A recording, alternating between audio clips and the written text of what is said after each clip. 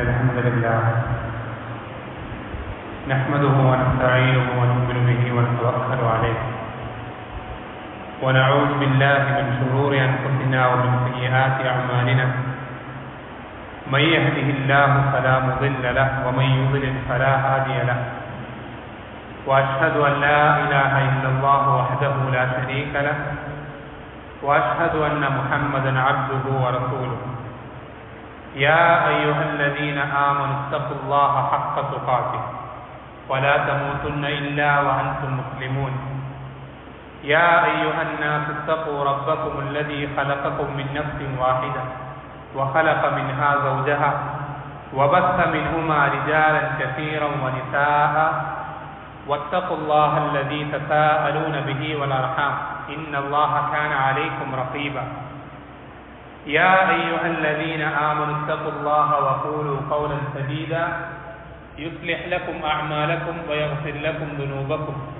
ومن يطع الله ورسوله فقد فاز فوزا عظيما أما بعد فإن خير الحديث كتاب الله وخير الهدي هدي محمد صلى الله عليه وسلم وشر الأمور محدثاتها وكل محدثة بدعة وكل بدعة ضلالة وكل ضلالة في النار ثم أما بعد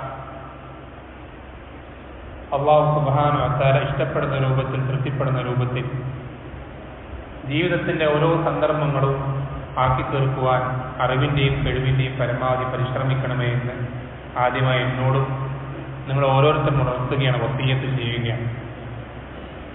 നമുക്കറിയാം, അല്ലാഹു സുബ്ഹാനഹു വ തആലയുടെ ശിക്ഷയിൽ നിന്നും പരലോകത്ത് രക്ഷപ്പെടുക, അവൻ്റെ സ്വർഗത്തിൽ ജന്നാത്തുൽ ഫിർദൗസിൽ പ്രവേശിക്കുക എന്ന ഏറ്റവും വലിയ ലക്ഷ്യം. ആ ലക്ഷ്യം കരസ്ഥമാക്കുന്നതിന് നമുക്ക് എളുപ്പം ലഭിക്കുവാൻ റബ്ബ് സുബ്ഹാനഹു വ തആല ഒരുപാട് സബബുകൾ ഈ ദുനിയാവിൽ നിശ്ചയിച്ചിട്ടുണ്ട്. ഈ സബബുകളിൽ ഏറ്റവും പ്രധാനപ്പെട്ട ഒരു സബബാണ്, ഒരു വഴിയാണ് വലിയ പ്രതിഫലങ്ങൾ കരസ്ഥമാക്കാൻ എളുപ്പമുള്ള, സാധാരണഗതിയിൽ ഒരു അമലുകൾക്ക് കിട്ടുന്നതിനേക്കാൾ കൂടുതൽ പ്രതിഫലം കിട്ടുന്ന സന്ദർഭങ്ങൾ അല്ലാഹു സുബ്ഹാനഹു വ തആല ഈ പ്രപഞ്ചത്തിൽ ദുനിയാവിൽ നിശ്ചയിക്കുകയാണ്. എന്നുവെച്ചാൽ സാധാരണഗതിയിൽ ചെയ്യുന്ന അമലുകൾ, പ്രവർത്തനങ്ങൾ, ആ പ്രവർത്തനങ്ങൾക്ക് ചില പ്രത്യേക സമയങ്ങളിൽ, ചില പ്രത്യേക സാഹചര്യങ്ങളിൽ കൂടുതൽ പ്രതിഫലം നൽകപ്പെടുന്നത് അല്ലാഹു സുബ്ഹാനഹു വ തആല അവൻ്റെ അടിമകൾക്ക് മേൽ റഹ്മത്തായിക്കൊണ്ട് നിശ്ചയിച്ച കാരണങ്ങളിൽ ഒരു കാരണം. നമുക്കറിയാം, റമദാൻ മാസം നമ്മളുടെ അടുക്കലൂടെ കടന്നുപോയി. ആ ഒരു മാസക്കാലത്തെ പ്രത്യേകത, അതിൽ നമ്മൾ കാഴ്ചവെച്ചിട്ടുള്ള ഇബാദത്തുകളുടെ മുന്നേറ്റം, ഇതൊക്കെ വളരെ അടുത്താണ് കഴിഞ്ഞു പോയത്.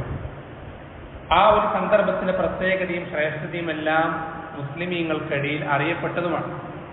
എന്നാൽ നമ്മൾ ശ്രദ്ധിക്കേണ്ടത്, നമ്മളിൽ പലരും ശ്രദ്ധിക്കാതെ പോകുന്ന, മനസ്സിലാക്കാതെ പോയിട്ടുള്ള, അല്ലെങ്കിൽ അശ്രദ്ധയിലാകുന്ന വളരെയധികം പ്രധാനപ്പെട്ട ഒരു സന്ദർഭം, എത്രത്തോളം പണ്ഡിതന്മാർക്കിടയിൽ ഖിലാഫ് പോലുമുണ്ട്. റമദാനിലെ അവസാനത്തെ 10 ദിവസങ്ങളാണോ, ഈ 10 ദിവസങ്ങളാണോ ഏറ്റവും ശ്രേഷ്ഠം എന്ന് പണ്ഡിതന്മാർക്കിടയിൽ ഖിലാഫ് വരാൻ മാത്രം ശ്രേഷ്ഠത പഠിപ്പിക്കപ്പെട്ട അത്രയും വലിയ പ്രാധാന്യമുള്ള ദിവസങ്ങളാണ് ദുൽഹിജ്ജ മാസത്തിലെ ആദ്യത്തെ 10 ദിവസങ്ങൾ. അല്ലാഹു സുബ്ഹാനഹു വ തആല സൂറത്തുൽ ഫജ്ർ വൽ ഫജ്ർ വലയാലിൻ അശർ, 10 രാത്രികൾ തന്നെയാണ് സത്യം എന്ന് അല്ലാഹു സുബ്ഹാനഹു സത്യം ചെയ്ത് പറയുന്ന ആ 10 ദിവസങ്ങൾ, അതിനെപ്പറ്റി ഇബ്നു അബ്ബാസ് റളിയല്ലാഹു അൻഹു പറഞ്ഞതായി സ്വഹീഹ് ബുഖാരിയിൽ കാണാം. ഇന്നഹ അശ്റു ദിൽഹിജ്ജ, ആ 10 രാത്രികൾ അത് അല്ലാഹു സുബ്ഹാനഹു ഉദ്ദേശിക്കുന്നത് അതുകൊണ്ട് ദുൽഹിജ്ജയിലെ 10 ദിവസങ്ങളാണ് എന്ന് ഇബ്നു അബ്ബാസ് റളിയല്ലാഹു അൻഹു, ഖുർആനിന്റെ തുർജുമാനുൽ ഖുർആൻ എന്നറിയപ്പെടുന്ന സഹാബി വിശദീകരിക്കുന്നതായി കാണാം. അതുകൊണ്ടാണ് നബി സല്ലല്ലാഹു അലൈഹി വസല്ലം ഹദീസിൽ പറഞ്ഞത്, മാ മിൻ അയ്യാമിൻ അൽ അമലു സ്വാലിഹു ഫീഹിന്ന അഹബ്ബു ഇലല്ലാഹി മിൻ ഹാദിഹിൽ അയ്യാമിൽ അശറ. നബി പഠിപ്പിച്ച ഹദീസ് വളരെ ശ്രദ്ധിക്കേണ്ട ഹദീസാണ്.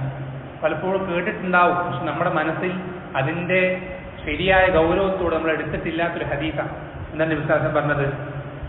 ദുനിയാവിൽ ഒരു ദിവസങ്ങളുമില്ല അല്ലാഹു സുബ്ഹാനഹു വ തആലയ്ക്ക് ഈ 10 ദിവസങ്ങളേക്കാൾ നമ്മൾ സ്വാലിഹായ അമലുകൾ ചെയ്യുന്നത് കൂടുതൽ ഇഷ്ടമുള്ള, കൂടുതൽ പ്രതിഫലം കിട്ടുന്ന മറ്റൊരു ദിവസവും ഈ ദുനിയാവിലില്ല ഈ ദുൽഹിജ്ജയുടെ 10 ദിവസങ്ങളെ പോലെ എന്ന് നബി സല്ലല്ലാഹു അലൈഹി വസല്ലം ഹദീസിൽ പഠിപ്പിച്ചതാണ്.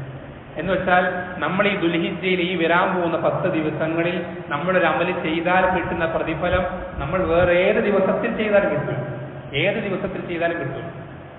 അപ്പൊ സ്വഹാബത്ത് ചോദിക്കും, വലൽ ജിഹാദു യാ റസൂലല്ലാഹ്, അള്ളാഹുവിന്റെ റസൂലെ ജിഹാദിൽ പങ്കെടുക്കുന്നത് പോലും അങ്ങനെയാണ്. അപ്പൊ വലൽ ജിഹാദു ഫീ സബീലില്ലാഹ്, അള്ളാഹുവിന്റെ മാർഗത്തിൽ ജിഹാദിൽ പങ്കെടുക്കുന്നത് പോലും അങ്ങനെയാണ്. ഒന്നാലോചിച്ച് നോക്കി, ഈ 10 ദിവസങ്ങളിൽ നമ്മൾ ഖുർആൻ പാരായണം ചെയ്താൽ നമ്മൾക്ക് ജിഹാദിൽ പങ്കെടുക്കുന്നതിനേക്കാൾ പ്രതിഫലം കിട്ടും. ഈ 10 ദിവസങ്ങളിൽ നമ്മൾ സുന്നത്ത് നിസ്കാരം അധികരിപ്പിച്ചാൽ ജിഹാദിൽ പങ്കെടുക്കുന്നതിനേക്കാൾ പ്രതിഫലം കിട്ടും. ഈ 10 ദിവസങ്ങളിൽ നമ്മൾ ദിക്റുകൾ അധികരിപ്പിച്ചാൽ ജിഹാദിൽ പങ്കെടുക്കുന്നതിനേക്കാൾ പ്രതിഫലം കിട്ടും. നബി സല്ലല്ലാഹു അലൈഹി വസല്ലം പഠിപ്പിച്ചെന്നാണ്. നമ്മൾ ബാക്കിയുള്ള സന്ദർഭങ്ങൾ ചെയ്യുന്ന അമലുകൾ, അതേ അമലുകൾ ഈ ദിവസങ്ങളിൽ നമ്മൾ അധികരിപ്പിച്ചാൽ ഏത് ദിവസത്തിൽ നമ്മൾക്ക് ആ അമല് ചെയ്താൽ കിട്ടാത്ത പ്രതിഫലം ഈ 10 ദിവസങ്ങൾ നമുക്ക് ലഭിക്കും എന്ന് നബി സല്ലല്ലാഹു അലൈഹി വസല്ലം പഠിപ്പിച്ചു. പക്ഷെ നമ്മൾ ഈ ഹദീസ് കേട്ടിട്ടും നമുക്കതിന്റെ പ്രാധാന്യം പലപ്പോഴും മനസ്സിലാകാത്തതുപോലെ. നിങ്ങൾ ആലോചിച്ച് നോക്കി, നമ്മൾ നമ്മളെ തന്നെ ഒന്ന് ചിന്തിച്ചു നോക്കി, കമ്പയർ ചെയ്ത് നോക്കി. റമദാനിലെ അവസാനത്തെ 10 അങ്ങേയറ്റം പരിശ്രമിച്ചിരുന്ന അതേ നമ്മൾക്ക് തന്നെ ഈ ദുൽഹിജ്ജയുടെ 10 ദിവസങ്ങൾ അതിന്റെ ചെറിയൊരു ശതമാനം പോലും പരിശ്രമിക്കാൻ, ഇബാദത്തുകൾ ചെയ്യാൻ നമുക്ക് സാധിക്കാതെ പോകുന്നത് എന്തുകൊണ്ടാണ്? നമ്മൾ ചിന്തിച്ചു നോക്കേണ്ടത്. റമദാനിലെ അവസാനത്തെ 10 അതിനോളം ശ്രേഷ്ഠതയുണ്ടോ, അല്ലെങ്കിൽ അതിനേക്കാൾ ശ്രേഷ്ഠമാണോ എന്ന് പണ്ഡിതന്മാർക്കിടയിൽ ചർച്ച ഉള്ള ഈ ദിവസങ്ങൾ എന്തുകൊണ്ടാണ് നമുക്ക് റമദാന്റെ അത്ര പോലും ഒരു ഇമ്പോർട്ടൻസ് കൊടുക്കാതെ, യാതൊരു പ്രാധാന്യം കൊടുക്കാതെ മറ്റു ദിവസങ്ങളെ പോലെ തന്നെ നമ്മുടെ ജീവിതത്തിൽ കഴിഞ്ഞു പോകുന്നത് എന്തുകൊണ്ടാണ്? നമ്മൾ ഓരോരുത്തരും നമ്മോട് തന്നെ ചോദിക്കേണ്ട ചോദ്യം. ഒരിക്കലും അങ്ങനെ വെറുതെ കടന്നു പോകേണ്ട ദിവസങ്ങളല്ല ഈ 10 ദിവസങ്ങൾ. റമദാനിലെ 10 ദിവസങ്ങൾ, അവസാനത്തെ 10 ദിവസങ്ങൾ നമുക്കറിയാം നമ്മൾ എത്രമാത്രം പരിശ്രമിച്ചിട്ടുണ്ട്, എത്രമാത്രം ഇബാദത്തുകൾ അധികരിപ്പിച്ചിട്ടുണ്ട്. നമ്മൾക്ക് പറ്റുന്ന എന്തൊക്കെ ഇബാദത്ത് നമുക്കറിയാം. ആ 10 ദിവസങ്ങളിൽ പലപ്പോഴും രാത്രി ഒരു പോള കണ്ണടച്ചിട്ടില്ലാത്ത നമുക്ക് എന്തുകൊണ്ടാണ് ഈ 10 ദിവസങ്ങളിൽ ഇബാദത്തുകൾ അധികരിപ്പിക്കാൻ സാധിക്കാത്തത്? വളരെയധികം പേടിക്കേണ്ട, നമ്മൾ ചിന്തിക്കേണ്ട, നമ്മൾ വിഷമിപ്പിക്കുന്ന ഒരു അവസ്ഥയാണ്. ഒരിക്കലും അങ്ങനെ ഉണ്ടായിക്കൂടാ. ഈ ദിവസങ്ങൾ ഒരിക്കലും സാധാരണ ദിവസങ്ങൾ പോലെ കടന്നുപോയിക്കൂടാ. വളരെയധികം പരിശ്രമിക്കേണ്ട, വളരെയധികം ഇബാദത്തുകൾ അധികരിപ്പിക്കേണ്ട, ഇബാദത്തുകൾ കൊണ്ട് നമ്മുടെ 24 മണിക്കൂറും നിറയ്ക്കേണ്ട ദിവസങ്ങളാണ് ഈ ദുൽഹിജ്ജയുടെ 10 ദിവസങ്ങൾ എന്ന് നബി സല്ലല്ലാഹു അലൈഹി വസല്ലമ അവിടുത്തെ ഹദീസിൽ നമുക്ക് പഠിപ്പിച്ചു തരാം. ഈ ദിവസങ്ങളിൽ നമ്മൾ ചെയ്യേണ്ട ഇബാദത്തുകൾ നമ്മൾ ശ്രദ്ധിക്കണം. നേരത്തെ പറഞ്ഞതുപോലെ തന്നെ സാധാരണ നമ്മൾ ചെയ്യുന്ന, പൊതുവിൽ കോമൺ ആയി ചെയ്യുന്ന എല്ലാ ഇബാദത്തുകളും നമ്മൾ വർദ്ധിപ്പിക്കണം. അത് ഫർദ് നിസ്കാരങ്ങൾക്ക് ജമാഅത്തുകൾ കൃത്യമായി പങ്കെടുക്കുന്നതാണെങ്കിലും, അല്ലെങ്കിൽ നിസ്കാരങ്ങൾക്ക് കുറച്ച് നേരത്തെ വരുന്നതാണെങ്കിലും, പള്ളിയിൽ സമയം ചെലവഴിക്കുന്നതാണെങ്കിലും, അതുപോലെ തന്നെ ഖുർആൻ പാരായണം അധികരിപ്പിക്കുന്നത്, ദിക്റുകൾ അധികരിപ്പിക്കുന്നത്, ഇങ്ങനെ സാധാരണ കോമൺ ആയി ചെയ്യുന്ന ഇബാദത്തുകൾക്ക് പുറമെ അതും നമ്മൾ അധികരിപ്പിക്കണം. അതിനു പുറമെ നമ്മൾ പ്രത്യേകം ശ്രദ്ധിക്കേണ്ട ഒരു ഇബാദത്താണ് തക്ബീറുകൾ വർദ്ധിപ്പിക്കുക എന്നുള്ളത്.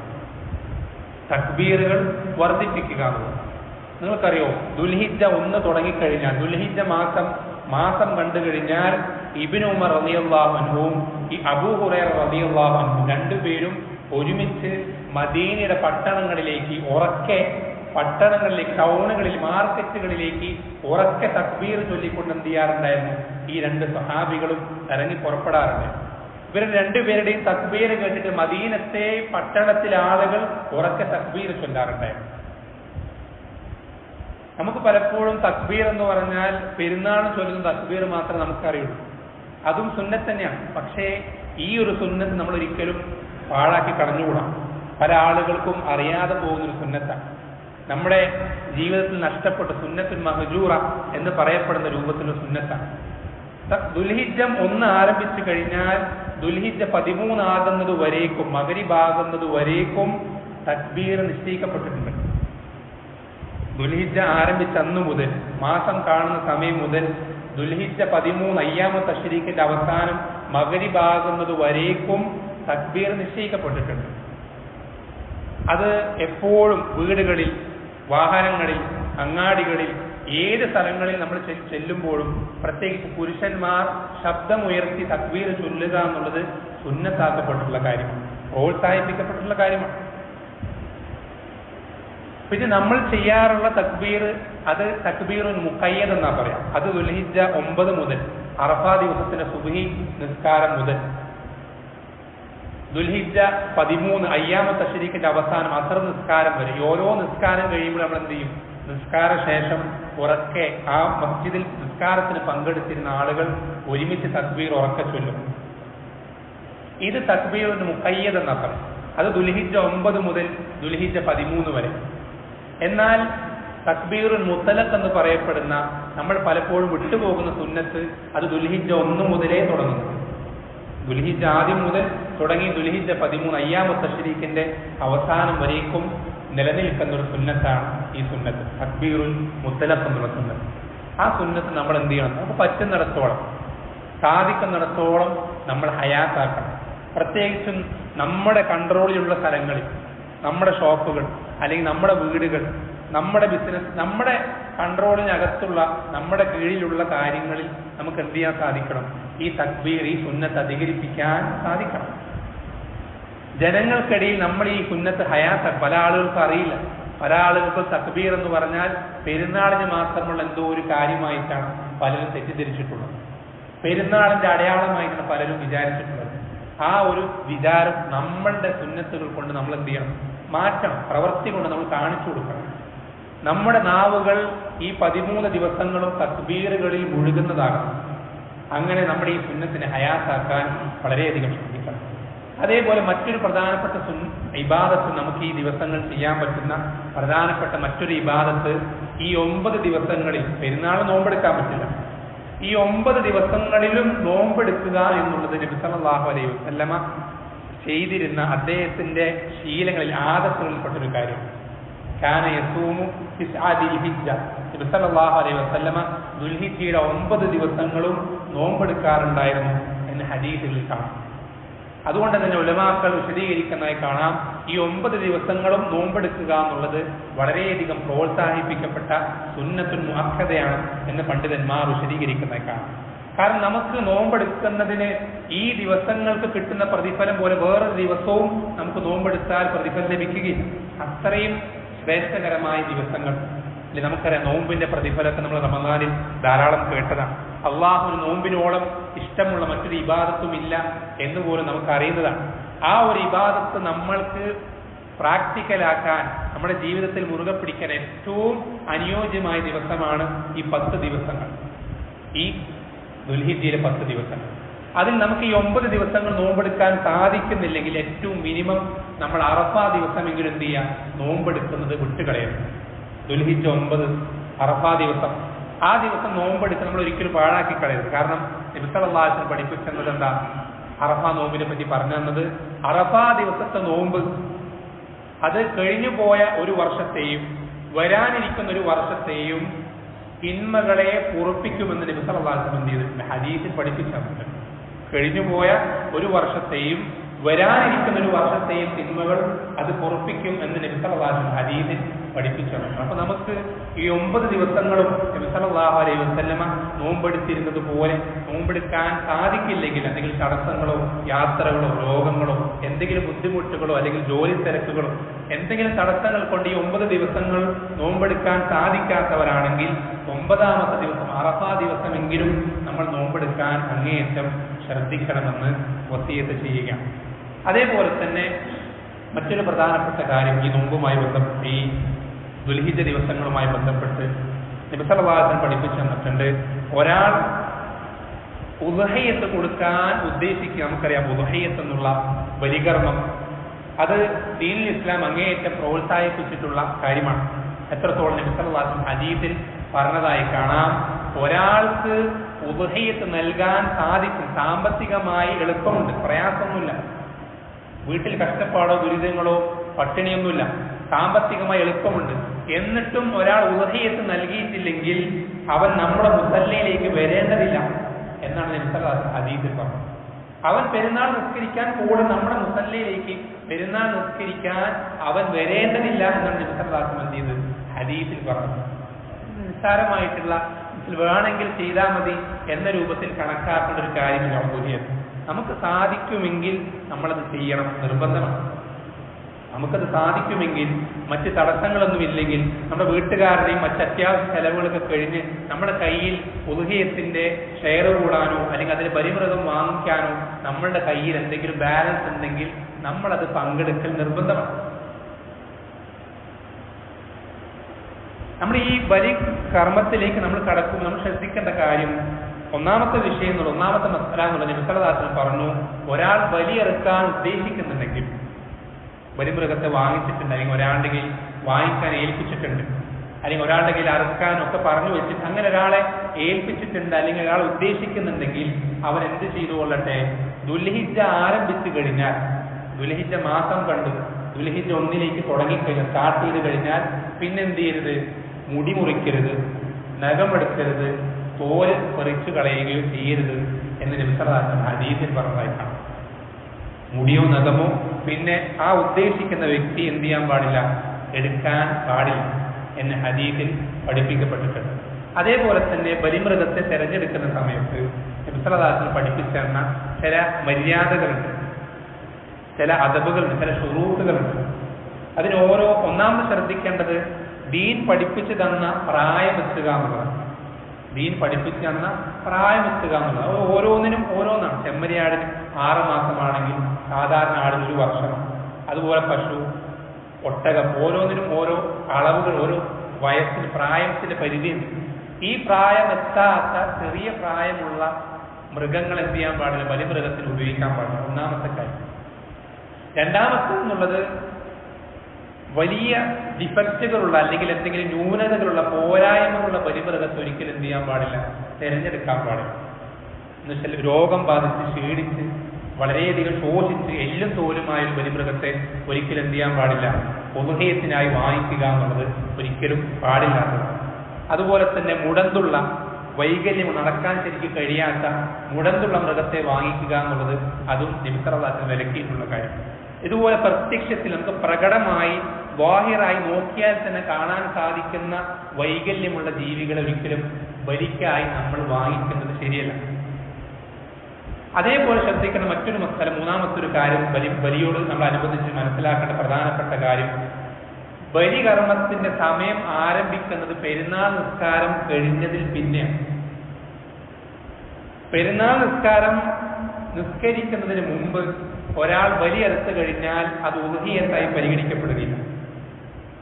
പെരുന്നാൾ നിസ്കാരം അതിനുവേണ്ടി ആളുകൾ മുസല്ലിയിലേക്ക് കൂടി പെരുന്നാൾ നിസ്കാരം അവസാനിക്കുന്നതിന് മുമ്പ് ഒരാൾ ബലിയെടുത്തു കഴിഞ്ഞാൽ അത് ഉദ്ഹിയത്തായി പരിഗണിക്കപ്പെടുകയും അതിന്റെ സമയം ആരംഭിക്കുന്നത് പെരുന്നാൾ നിസ്കാരത്തോടുകൂടിയിട്ടാണ്. എന്ന് മാത്രമല്ല, അതിന്റെ സമയം നമുക്ക് അയ്യാമത്തെ തശ്രീഖ്, ദുൽഹിജ്ജ 13, ദുൽഹിജ്ജ 10 തന്നെ പെരുന്നാൾ ദിവസം തന്നെ അറുക്കണം നിർബന്ധമൊന്നുമില്ല. ദുൽഹിജ്ജ 13 വരേക്കും അയ്യാമത്തെ തശ്രീഖ് വരേക്കും നമുക്ക് എന്ത് ചെയ്തിട്ടുണ്ട്, അത് അറുക്കാനുള്ള സമയം നീട്ടിത്തന്നിട്ടുണ്ട്. അതേപോലെ തന്നെ ശ്രദ്ധിക്കേണ്ട മറ്റൊരു മസാല ഈ സന്ദർഭത്തിൽ സൂചിപ്പിക്കേണ്ടതായിട്ടുള്ളത്, നമുക്ക് അറിയാം, നമ്മളൊക്കെ പഠിച്ചിട്ടുള്ള കാര്യമാണ്, 2 പെരുന്നാളുകൾ. ഈ പെരുന്നാളുകൾക്ക് എന്ത് ചെയ്യാൻ പാടില്ല, നോമ്പെടുക്കാൻ പാടില്ല, നമുക്ക് എല്ലാവർക്കും അറിയുന്ന കാര്യം. എന്നാൽ നമ്മൾ പലരും വിട്ടുപോകുന്ന ഒരു മസലയാണ് പെരുന്നാളിന്റെ, ദുൽഹിജ്ജ പെരുന്നാൾ, ഹജ്ജ് പെരുന്നാളിന്റെ ചേർന്നിട്ട് വരുന്ന, അതിനോട് ചേർന്ന് വരുന്ന ദുൽഹിജ്ജ 11, 12, 13 ഈ ദിവസങ്ങൾക്ക് അയ്യാമത്തെ തശ്രീഖ് എന്നാണ് പറയുന്നത്. ഈ ദിവസങ്ങളിലും നോമ്പെടുക്കാൻ പാടില്ല. ഈ ദിവസങ്ങളിലും നോമ്പെടുക്കാൻ പാടില്ല. ദുൽഹിജ്ജ 10 പെരുന്നാൾ ദിവസം, അതിനുശേഷം ദുൽഹിജ്ജ 11, 12, 13 ഈ 3 ദിവസങ്ങളിലും നോമ്പെടുക്കാൻ പാടില്ല എന്ന് നബി സല്ലല്ലാഹു അലൈഹി വസല്ലം എന്ത് ചെയ്തിട്ടുണ്ട്, പഠിപ്പിച്ചു തന്നിട്ടുണ്ട്. ഇത്രയും കാര്യങ്ങൾ നമ്മൾ എന്ത് ചെയ്യേണ്ടതുണ്ട്, നമ്മൾ വരുന്ന ഈ ദുൽഹിജ്ജ ദിവസങ്ങളിൽ പരമാവധി ശ്രദ്ധിക്കേണ്ടതുണ്ട്. അല്ലാഹു സുബ്ഹാനഹു വ തആല നമുക്ക് എല്ലാവർക്കും ഏറ്റവും നല്ല രൂപത്തിൽ ഈ വരുന്ന ഈ ദിവസങ്ങളെ അതിനെ ഉപയോഗപ്പെടുത്തുവാനും അങ്ങനെ പരലോകത്ത് ഏറ്റവും വലിയ ലാഭം കരസ്ഥമാക്കുന്ന ആളുകൾ ഉൾപ്പെടുവാനും റബ്ബ് സുബ്ഹാനഹു വ തആല ഓരോരുത്തരെയും സഹായിക്കുമാറാവട്ടെ. വഖൂലു ഖൗലി ഹാദാ വസ്തഗ്ഫിറുല്ലാഹ ലീ വലക്കും വലിസാഇരിൽ മുഅ്മിനീൻ ഫസ്തഗ്ഫിറൂഹു ഇന്നഹു ലഗഫൂറുർ റഹീം.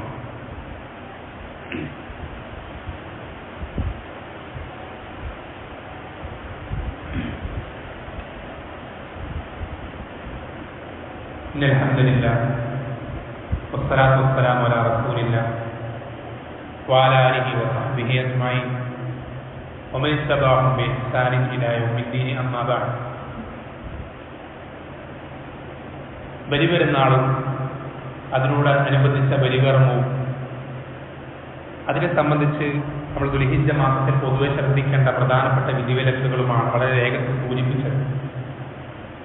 ഇത്രയും കാര്യങ്ങൾ നമ്മൾ സംസാരിക്കുമ്പോൾ പലപ്പോഴും പല ആളുകൾക്കും എന്തിനാണ് ഇങ്ങനൊരു ബലികർമ്മം നിശ്ചയിക്കപ്പെട്ടത്, അതിൻ്റെ പിന്നിലുള്ള ഹിക്മത്ത് എന്താണ് അല്ലെ, പല ആളുകൾ ചിന്തിക്കാറുണ്ട്. മൃഗങ്ങളെ ഒന്നുമില്ലാത്ത ഒന്നും അറിയാത്ത മിണ്ടാപ്രാണികളെ എന്തിനാണ് ഇങ്ങനെ ദീനിൽ ഇസ്ലാം കൊന്നുകളയുന്നത് എന്ന് പലരും ചിന്തിക്കാറും. ശ്രദ്ധിക്കേണ്ടത്, നമ്മൾ മനസ്സിലാക്കേണ്ട അടിസ്ഥാനപരമായിട്ടുള്ള കാര്യം, ഒരു കാര്യം നല്ലതാകുന്നതും ചീത്തയാകുന്നതും നമുക്ക് നല്ലതായി തോന്നി അല്ലെങ്കിൽ നമുക്ക് മോശമായി തോന്നി എന്നതിൻ്റെ അടിസ്ഥാനത്തിലല്ല. ഒരു കാര്യം നല്ലതാകുന്നത് അല്ലാഹു സുബ്ഹാനഹു വ തആല അത് ഹലാലാക്കുമ്പോഴാണ്. ഒരു മുസ്ലിമിനെ സംബന്ധിച്ചിടത്തോളം ഒരു കാര്യം മോശമായി തീരുന്നത് അല്ലാഹു സുബ്ഹാനഹു വ തആല ഹറാമാക്കുമ്പോഴാണ്. അടിസ്ഥാനപരം മനസ്സിലാക്കിയിരിക്കേണ്ട കാര്യം, ഒരു മുസ്ലിമിനെ സംബന്ധിച്ചിടത്തോളം അവന് അല്ലാഹു ഹലാലാക്കിയ എല്ലാ കാര്യങ്ങളും അവൻ നല്ല കാര്യമാണെന്ന് ഉറച്ചു വിശ്വസിക്കുന്നവൻ, അല്ലാഹു ഹറാമാക്കിയ എല്ലാ കാര്യങ്ങളും വൃത്തികെട്ട മോശം കാര്യങ്ങളാണ് എന്ന് മനസ്സിൽ ഉറപ്പിച്ച് വിശ്വസിക്കുന്നവനാണ് ഒരു മുസ്ലിം.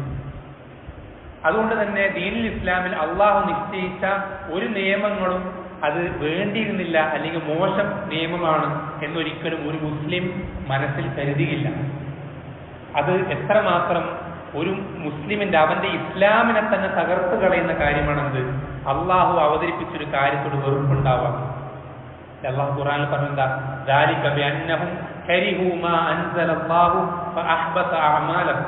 അള്ളാഹു സൂറത്ത് മുഹമ്മദിൽ പറയാം, അള്ളാഹു സുബ്ഹാനഹു വ തആല അവതരിപ്പിച്ച ഒരു വിധിയോട്, ഒരു നിയമത്തോട്, ഒരു ഹലാലിനോട് അല്ലെങ്കിൽ ഒരു ഹറാമിനോട് അള്ളാഹ് എന്തത് ഹലാലാക്കി, അള്ളാഹ് എന്തത് ഹറാമാക്കി, അതിനോട് മനസ്സിൽ വെറുപ്പ് വരുന്നുണ്ടെങ്കിൽ ഫഅഹ്ബത അഅമാലഹും, അള്ളാഹു അവരുടെ അമലുകൾ മുഴുവൻ പൊളിച്ചു കളയും.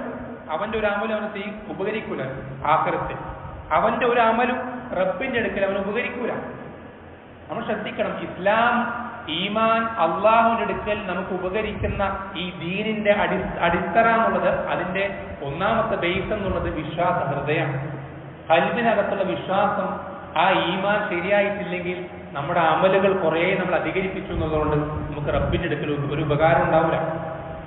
റബ്ബ് നിയമിച്ച ഒരു നിയമം, റബ്ബ് കണക്കാക്കിയ ഒരു നിയമത്തെ നമ്മൾ വെറുത്തു കഴിഞ്ഞാൽ നമ്മുടെ അമലുകൾ മുഴുവൻ പൊളിഞ്ഞു പോകും. നമ്മൾ ചെയ്യുന്നുണ്ടോ ചെയ്യാതിരിക്കുന്നുണ്ടോ വേറെ വിഷയം. റബ്ബ് ഒരു കാര്യം ഹറാമാക്കിയിട്ടുണ്ടെങ്കിൽ അത് വൃത്തികെട്ട മോശം കാര്യം തന്നെയാണ്, അതൊരിക്കലും നല്ലതാവൂല. റബ്ബ് ഒരു കാര്യം ഹലാലാക്കിയിട്ടുണ്ടെങ്കിൽ അത് നല്ലത് തന്നെയാണ്, അതൊരിക്കലും മോശമാവൂല. ഈ ഒരു ഒറ്റ യഖീന് നമുക്ക് നമ്മുടെ ഹൃദയത്തിൽ, ഓരോ മുസ്ലിമിന്റെ ഹൃദയത്തിലും വേണ്ടത്. ഈ വിഷയത്തിൽ അങ്ങനെ തന്നെയാണ്, ബലികർമ്മത്തിന്റെ വിഷയത്തിൽ അങ്ങനെ തന്നെയാണ്. ഈ ബലികർമ്മത്തിൽ നമ്മൾ ശ്രദ്ധിക്കണം, മനുഷ്യന്റെ ശരീരത്തിന് കിട്ടേണ്ട ന്യൂട്രിയൻസ്, മിനറൽസ്, അങ്ങനത്തെ കുറേ കാര്യങ്ങളുണ്ട്. അത് ശാസ്ത്രം പഠിച്ചവർക്കറിയാം. ഈ കാര്യങ്ങളിൽ ഒരു മനുഷ്യന് ഏറ്റവും ഒഴിവാക്കാൻ പറ്റാത്ത, ഏറ്റവും പ്രൈമറി ആയിട്ട് അവന്റെ ജീവിതത്തിൽ ഒരിക്കലും മാറ്റി നിർത്താൻ സാധിക്കാത്ത എലമെന്റുകൾ കിട്ടുന്നത് കൂടുതലും മൃഗങ്ങളിൽ നിന്നാണ്. പച്ചക്കറികളിൽ നിന്നല്ല, ചെടികളിൽ നിന്നല്ല, മരങ്ങളിൽ നിന്നല്ല, പഴങ്ങളിൽ നിന്നല്ല. അത് മനുഷ്യ ശരീരത്തിന് കിട്ടുന്നത് ഇത്തരം മൃഗങ്ങളുടെ മാംസങ്ങളിൽ നിന്നാണ്. മനുഷ്യന്റെ ശരീരത്തിന് ആവശ്യമുള്ള കാര്യങ്ങളാണ് മാംസങ്ങൾ എന്നുള്ളത്. വളരെ ശ്രദ്ധിക്കേണ്ട ഒരു വിഷയമാണ്. നമ്മുടെ ഹൈറിന് വേണ്ടിയിട്ടാണ് റബ്ബ് സുബ്ഹാനഹു എന്ത് ചെയ്തിട്ടുള്ളത്, നമുക്കിത് ഹലാലാക്കി തന്നിട്ടുള്ളത്. നമ്മുടെ ഹൈറിന് വേണ്ടിയിട്ടാണ്. റബ്ബ് സുബ്ഹാനഹു വ തആലയ്ക്ക് വേണമെങ്കിൽ എല്ലാ മൃഗങ്ങളെയും, പന്നിയെ ഹറാമാക്കിയതുപോലെ എല്ലാ മൃഗങ്ങളെയും ഹറാമാക്കാൻ റബ്ബിന് എന്ത് പ്രയാസമാണുള്ളത്? എന്തെങ്കിലും പ്രയാസമുണ്ടോ? ഒരു പ്രയാസമില്ല. നമ്മുടെ നന്മയ്ക്ക് വേണ്ടി, നമ്മുടെ ഹൈറിന് വേണ്ടി, നമ്മുടെ മെച്ചത്തിന്, നമ്മുടെ ഗുണത്തിന്, ബെനിഫിറ്റിന് വേണ്ടി മാത്രമാണ് റബ്ബ് സുബ്ഹാനഹു വ തആല ഇതിനെല്ലാം ഹലാലാക്കി തന്നത്. അതേപോലെ ഇതിന് പിന്നിൽ മറ്റൊരു ഹിക്മത്തുള്ളത്, ഈ ബലികർമ്മം എന്നുള്ളത് നമുക്കറിയാം, അതിന്റെ പശ്ചാത്തലം, അതിന്റെ തുടക്കം, സ്റ്റാർട്ടിങ് എവിടെ നിന്നായിരുന്നു? എന്തുകൊണ്ടാണ് ഈ ബലിപെരുന്നാൾ എന്നുള്ള പെരുന്നാൾ റബ്ബ് നമുക്ക് നിശ്ചയിച്ചതിന്റെ റീസൺ എന്താ? ആ ഹിസ്റ്ററി നമ്മുടെ മൈൻഡിൽ എപ്പോഴും ഓർമ്മ നിൽക്കാൻ വേണ്ടിയിട്ടാണ്. നമ്മളൊരിക്കലും ചരിത്രം മറന്നു പോകുന്നവരാകരുത്. നമ്മുടെ മുൻഗാമികളെ മറന്നു പോകുന്നവരാകരുത്, വന്ന വഴി മറക്കുന്നവരാകരുത്. നമുക്ക് പിൻഗാമികൾ, നമ്മുടെ മുൻപിൽ കഴിഞ്ഞു പോയ നമ്മുടെ റോൾ മോഡലുകളെ മറന്നു പോകുന്നവരാകരുത്. നമുക്ക് മുമ്പ് കഴിഞ്ഞു പോയ നമ്മുടെ പൂർവ്വപിതാക്കന്മാരെ മറന്നു പോകുന്നവരാകരുത്. നമുക്ക് പറയാൻ, നമ്മുടെ മുന്നിൽ എടുത്തു കാണിക്കാൻ നമുക്ക് വലിയ വലിയ മഹാന്മാരുണ്ട് അല്ലേ? അവരിൽ ഏറ്റവും ഒന്നാമത്തെ വ്യക്തിയാണ് ആര്? ഇബ്രാഹിം അലൈഹിസ്സലാം, അള്ളാഹുവിന്റെ ഖലീൽ. ആ ഇബ്രാഹിം അലൈഹിസ്സലാമിനെ പറ്റി അള്ളാഹു സുബ്ഹാനഹു വ തആല ഖുർആനിൽ ധാരാളം പുകഴ്ത്തി പറയുന്നുണ്ട്. ഇവിടെ കുറേ സ്ഥലങ്ങൾ അങ്ങനെ പുകഴ്ത്തി പറഞ്ഞ ഏറ്റവും പ്രധാനപ്പെട്ട കാരണം എന്താണെന്നറിയോ? അള്ളാഹു സുബ്ഹാനഹു വ തആല ഖുർആനിൽ ഇബ്രാഹിം അലൈഹിസ്സലാമിനെ പറ്റി പുകഴ്ത്തി പറയുമ്പോൾ ഉപയോഗിക്കുന്ന ഒരു വാക്കുണ്ട്. എന്താ? ഹനീഫൻ മുസ്ലിമ. ഇബ്രാഹിം അലൈഹിസ്സലാം ഹനീഫാണ്, മുസ്ലിമാണ്. എന്താണ് ഈ വാക്കിന്റെ അർത്ഥം? നമ്മൾ ചിന്തിച്ചു നോക്കണം. ഹനീഫ് എന്ന് വെച്ചാൽ ഷിർക്കില്ലാത്തവരെന്നാണ്, കുഫറില്ലാത്തവരെന്നാണ്, തൗഹീദുള്ളവരെന്നാണ്, ഈമാനുള്ളവരെന്നാണ്. ഷിർക്ക് ഒരു ഭാഗത്താണെങ്കിൽ ഇബ്രാഹിം അലൈഹിസ്സലാം വേറൊരു ഭാഗത്തായിരിക്കും, അതിന്റെ അടുത്തുണ്ടാവില്ല. അതാണ് ഹനീഫ് എന്നർത്ഥം. എന്താ മുസ്ലിം എന്ന വാക്കിന്റെ അർത്ഥം? അല്ലെ, നമ്മളൊക്കെ മുസ്ലിമീങ്ങളാണെന്ന് പറയുന്നവരാണ്, അതിന്റെ ദീൻ ഇസ്ലാമാണെന്ന് പറയാം. എന്താണ് ആ വാക്കിന്റെ അർത്ഥം? എന്താ അതിന്റെ മീനിങ്? എന്താ? അത് മനസ്സിലാകണമെങ്കിൽ ഈ ഹിസ്റ്ററിയിലേക്ക് നോക്കിയാൽ മതി. ഇബ്രാഹിം അലൈഹിസ്സലാമയോട് അള്ളാഹു സുബ്ഹാനഹു വ തആല കൽപ്പിക്കണം, ഓർഡർ ചെയ്യണത് സ്വന്തം മകൻ എത്രയോ വർഷങ്ങൾ കാത്തിരുന്ന് പ്രായമായിട്ട് കിട്ടിയ മകനെ അറുക്കാൻ അള്ളാഹ് കൽപ്പിക്കണം. ഈ കൽപ്പന, അള്ളാഹു സുബ്ഹാനഹു വ തആല കൽപ്പന മകനോട് ഇബ്രാഹിം അലൈഹിസ്സലാം പറയാം, എന്റെ റബ്ബ് നിന്നെ അറുക്കാൻ കൽപ്പിച്ചിട്ടുണ്ടെന്ന് പറഞ്ഞപ്പോ ആ മകൻ ആ ഉത്തരവ് സ്വീകരിക്കാം, മനസ്സുകൊണ്ട് തൃപ്തിപ്പെടണം. എന്നിട്ട് മകൻ എന്റെ ഉപ്പാക്ക് അറുക്കാൻ വേണ്ടി കഴുത്ത് വെച്ചു കൊടുക്കണം. ഇബ്രാഹിം അലൈഹിസ്സലാം സ്വന്തം മകൻ അറുക്കാൻ വേണ്ടി കത്തി മുകളിലേക്ക് ഉയർത്തണം. ഈ ഉയർത്തിയ സമയത്ത് അള്ളാഹ് ആയത്തിറക്കുന്നത് ഫലമ്മ അസ്ലമ, അവർ രണ്ടുപേരും മുസ്ലിമുകളായപ്പോഴാണ്. ഈ സന്ദർഭത്തിന് ഇസ്ലാം എന്ന് പറഞ്ഞു.